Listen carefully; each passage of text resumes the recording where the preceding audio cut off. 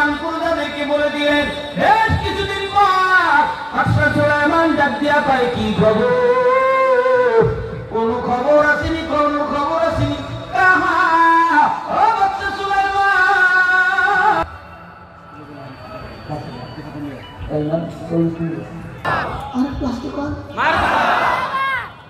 হুজুরে কিন্তু পথে রওনা দিচ্ছে। আরেক বিভাগ আমার সাথে কথা হয়েছে, হুজুরে আসবে 11:30। যেরকম মা বাবা আরো আগে আসতে পারে, মানে 30-35 মিনিট টাইম আছে।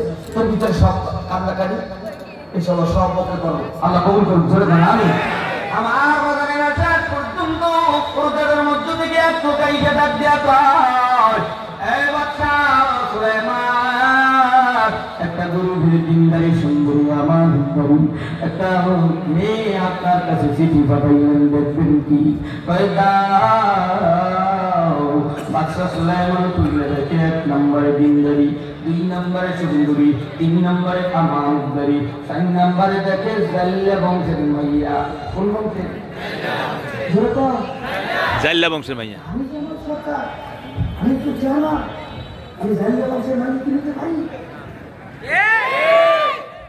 খবরদার যখন দেখাইয়া বাদশা সুলাইমান চিঠি মোবারক চিরা বলা, এই চিঠি চিরার জন্য যে ওনার চেয়ার যাইবে, আমার দেশের প্রধানমন্ত্রী এই দেশের গরিব বুড়া বলা মায়ের জন্য বিক্রি করে টাকা, বাবার চা বিক্রি করে টাকা, মানুষের বাড়ির কাজের টাকা, এ দিয়ে সন্তানকে ঢাকা বিশ্ববিদ্যালয়ের ছেলে মেয়েকে পড়াইয়া অনার্স ডিগ্রি পাস করাইয়া হেমায়তপুরে কিশোরগঞ্জ পটিয়ে দিয়ে এক যুবক, কই তুমি এখানে কেন? তুমি তো কলেজের 1 নম্বর ছাত্র, মার্কস লাগাই দিতে হয়। আমার গায়ে হুজুর আপনি চিনছেন আর কাউকে বললেন না, আমার বাপমা গরিব, 20 লাখ টাকা দেওয়ার মতো তৌফিক নাই, বাড়িতে যে দিন মজুরি কাজ করবো এটাও আমার দ্বারা সম্ভব। মাস্ক লাগাইয়া চালাই, কেউ দেখবে না, কেউ বলবে না, কেউ জানবে না, আমার দিনকে 2টা চোখের পানি পদ্মার মোড়ে এসে ফালায়। গাড়িটা বন্ধ দিয়ে প্যাসেঞ্জারের টাকা বেরো দিয়া ভাই, আমার একটু খবর আছে, তোমরা নাই না যাও, টাকা নিয়ে দাও। আমার বুকের সাথে মুখটা লাগায় কান দেওয়ার কয়, তোর বাড়ি তো কিশোরগঞ্জ পটিয়াতে, তুই এখানে কেন? হুজুর মুখের কথা দিয়েন না, কাটা গায়ে লবণ দিয়েন না, কষ্টের কথা যাওয়া পড়া দিয়েন না। হাউমাউ করে কাঁদে অনেক ভাই, জামাই আমি দোকানের পাশে নিয়ে গেলাম, ভাই কাঁদিস না, আল্লাহ একদিন শান্তি দিবে। আমি আর আমি চাইতেও 50-70 টাকা নিয়ে ঢাকা আসছিলাম গো বাবা, বসুন্ধরায় পড়ালেখা করার জন্য রে বাবা, অনেক কষ্ট করেছি রে জীবনে বাজার। বাদশা সুলাইমান সে জানে না আমার চিঠি চিরার কারণে আমার ক্ষমতা যে চলে যাবে, আমার দেশের প্রধানমন্ত্রী জানে না, স্কুল কলেজ বা চিঠির ছাত্রছাত্রীরা একটু চাকরি পাওয়ার জন্য, কোটা পাওয়ার জন্য একটা চিঠি দিয়েছিল, প্রধানমন্ত্রী অবজ্ঞা কইরা চিঠি মোবারক চাইরে দেয়, আবু সাইদের গাড়ির ভিতরে গায়ের ভিতরে ঘুরে গেছে, মুগ্ধ হয়ে দে সামারেরা সাবুল আমিনকে রাত থেকে যাই না, এই রাস্তা থেকে ওই রাস্তা, ওই রাস্তা থেকে ওই রাস্তা, আল্লাহু আকবার। ঘুমের মতো কেমন টানছে আল্লাহ বললে কিন্তু আমার মালিক ছাড়ে না, একটু আওয়াজ দিয়ে কম ইজ্জত দেওয়ার মালিককে। সেই বললে আল্লাহ বলে, কুলিল্লাহুম্মা মালিকাল মুলকি তুতিল মুলকা মান তাশাউ ওয়া তানজিলুল মুলকা মিম্মান তাশাউ ওয়া তুইজ্জু মান তাশাউ ওয়া তুযিল্লু মান তাশাউ বিয়াদিকাল খায়র ইন্নাকা আলা কুল্লি শাইইন কাদির। আল্লাহু আকবার। ক্ষমতা দেওয়ার মালিককে আল্লাহ। আর একটু জোরে কর, আল্লাহ। ক্ষমতা নেওয়ার মালিককে। বাদশা সুলাইমান হাম্মাম কামে যায়, বাদশা সুলাইমানকে আল্লাহ মুজিজার একটা আংটি দিয়েছিলেন,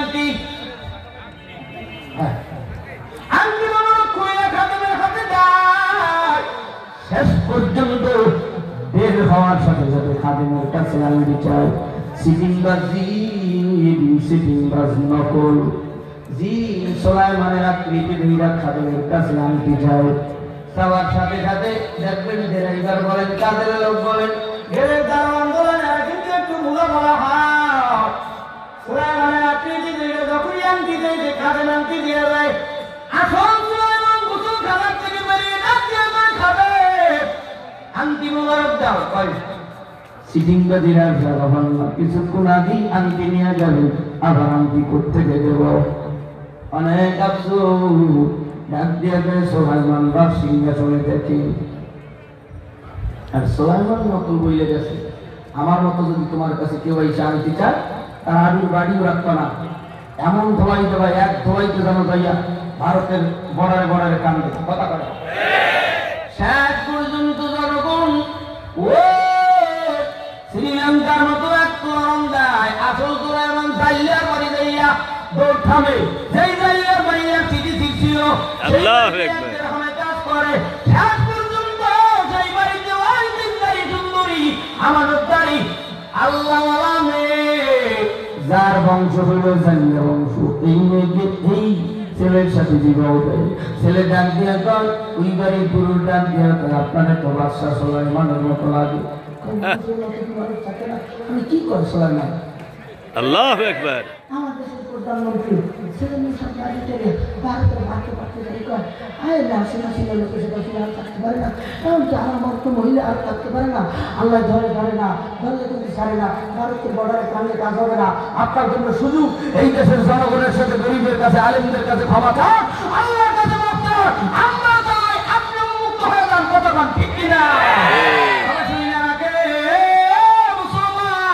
আল্লাহ কিন্তু অহংকারীকে পছন্দ করে না আল্লাহ বলে ইয়্যাকা না'বুদু ওয়া ইয়্যাকা নাস্তাঈন